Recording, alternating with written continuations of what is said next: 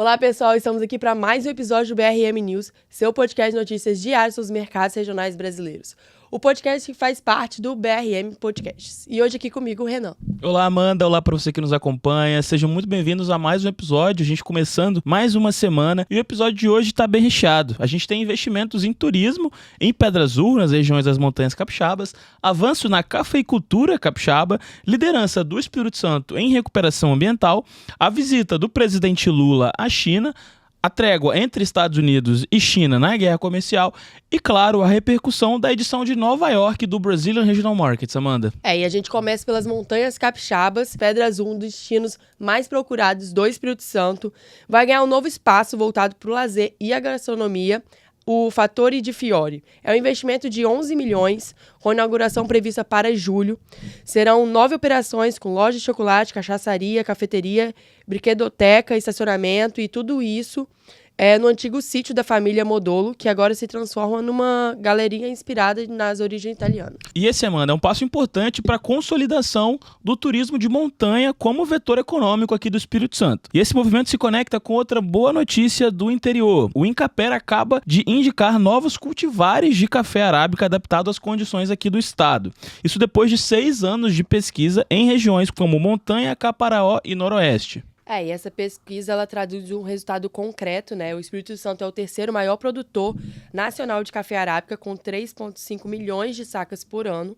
A cadeia do café é estratégica para milhares de famílias capixabas e não só no Grão Verde que o estado se destaca, né? Exato, Amanda. E ainda sobre o café capixaba, Linhares, uma das principais cidades do norte do Espírito Santo, acaba de ganhar uma das fábricas mais modernas de café solúvel do mundo. A OFI, gigante de Singapura, investiu mais de R$1 bilhão por lá. E a planta já está pronta para dobrar a produção. Isso mostra como o Espírito Santo virou peça-chave na cadeia global de café solúvel, principalmente de olho no mercado asiático, Amanda. Falando em sustentabilidade, o Espírito Santo ele alcançou uma marca histórica.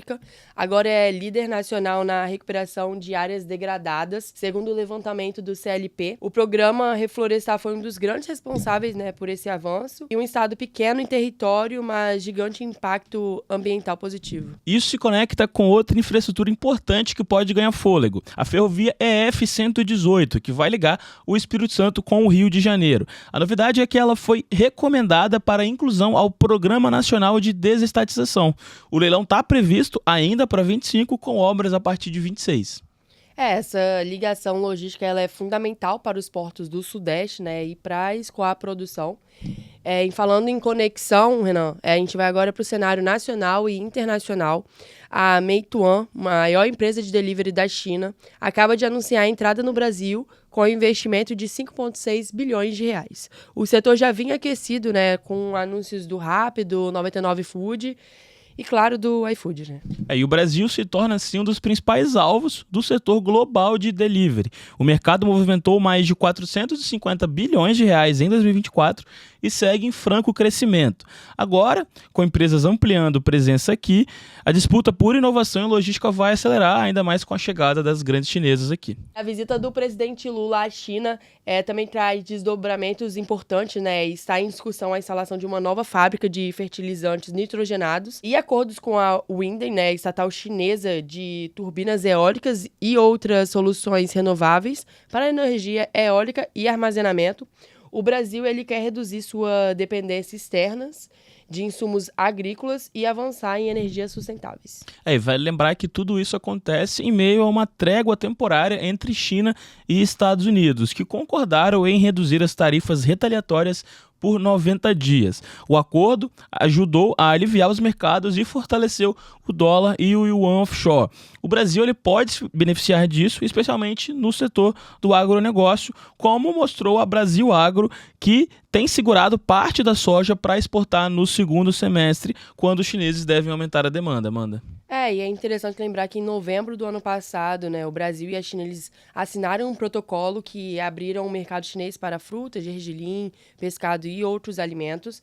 E agora, com o alívio nas tarifas e o foco chinês na América do Sul, esse acordo ele ganha ainda mais relevância. E aqui no Brasil, o setor automotivo segue em crescimento. O setor registrou alta de quase 3% na produção de veículos em abril e o acumulado do ano já soma mais de 811 mil unidades. Apesar das quedas na na venda do mês, o setor vem mostrando resiliência, apesar de todo esse cenário global bastante desafiador. E tem um outro dado que merece destaque. O rendimento médio das famílias brasileiras bateu recorde em 2024, com queda nas desigualdades. O índice de Gini caiu para o menor nível da série histórica e a renda dos mais pobres cresceu mais que a dos mais ricos.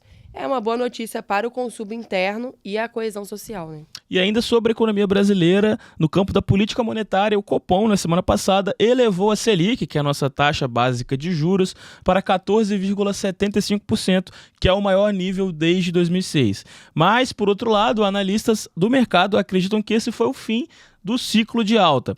A ministra Gleisi Hoffmann saiu em defesa do presidente do BC, Gabriel Galípolo, dizendo que, abre aspas, ele administra uma herança difícil. E agora, para fechar o episódio de hoje, chegou o grande dia, o Brazilian Regional Markets em Nova York, que acontece hoje, às 1h da tarde, no Harvard Club of New York.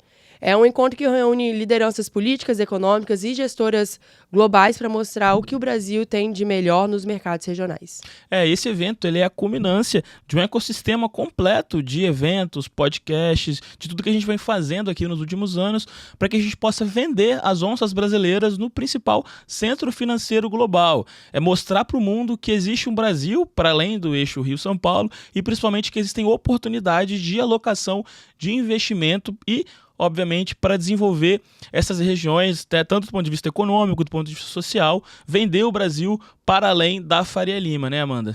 É isso, Renan. O Brasil ele precisa ser visto para ser entendido. Agora, como estamos na agenda de semana? Maravilha, Amanda. Essa semana a gente tem um episódio hoje, segunda-feira, com o professor doutor Arilton Teixeira e Disseu Simões, no podcast Market Lab, dizendo, né, sobre a Carta do Economista de abril, que é um documento mensal produzido aqui pela Apex, falando um pouco sobre o cenário econômico doméstico e internacional.